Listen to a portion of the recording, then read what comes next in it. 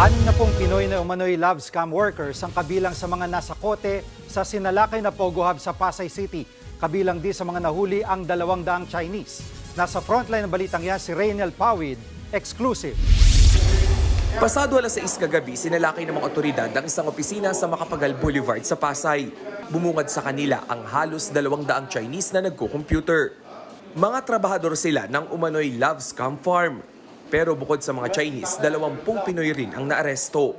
Eksklusibong humarap sa News 5 ang scam farm worker na si Edu. Inamin niya ang pagpapanggap at pambubudol na ginagawa sa mga biktimang nakilala sa mga online dating site. Ano bang ginagawa niya sa trabaho? Sino kinakausap niyo? Iba't iba po tao. Iba't ibang tao po. Oo, pag kinakausap, anong gamit yung account? Iba-iba po. Mga online po like WhatsApp or Telegram.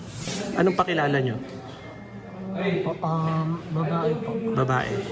Ang si Step ay iibigin sa dating app ang mga biktimang karaniway mga lalaki sa kanila huhututan ng pera. Ang isang Pinoy na tagalinis ng opisina umamin kay Presidential Anti-Organized Crime Commission Undersecretary Gilbert Cruz. Alam, maghahanap na kayo ng bagong trabaho. Ha? Pero alam niyo na Pogo to.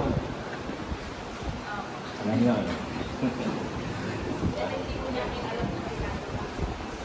Scammy. Isang Pinay rin ang pinipilit na isa siyang housekeeper kahit nadatnan siya sa harap ng isang computer unit. Hindi kayo humahawak ng Hindi po computer? marunong yan. Basta nagbangap lang ako, di lang ako nakaupo sa labas lagi. Ang isa sa kanila na ispatang may bulto-bultong SIM card sa lamesa na pinaniniwala ang ginagamit sa cryptocurrency at iba pang e-wallet transaction. You the boss? No. No? Oh, sit. This yours? Huh? This yours? Don't know. Mga SIM cards. Re-registered SIM cards.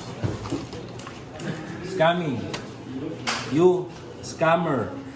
Sa mga pader ng scam farm, may nakapaskil na Chinese poster na tinatawag nilang 5 Golden Rules. Bawat rule, sentro sa pagkita ng malaking pera ng bawat empleyado. Gaya na lang ng rule number 1 na ang nakasaad, I'm thinking about money. Sa isang kwarto, naabutan naman ang 9 na Chinese at isang Taiwanese. Ayaw nilang magpakita ng anumang ID. Depensa nila, hindi raw sila Pogo worker. This office, we want to open the supermarket, but this thing no come, so we don't know what happened. How do you know the place? Somebody tell we, so we come here to look. The place. Yeah. But you don't know that this is a Pogo Hub. What? This is a Pogo Hub. No. You don't know? No. Alright. Nasa kustodiyan sila ng PAOK para sa profiling. Halos lahat kasi ng mga Chinese, walang maipakitang pasaporte.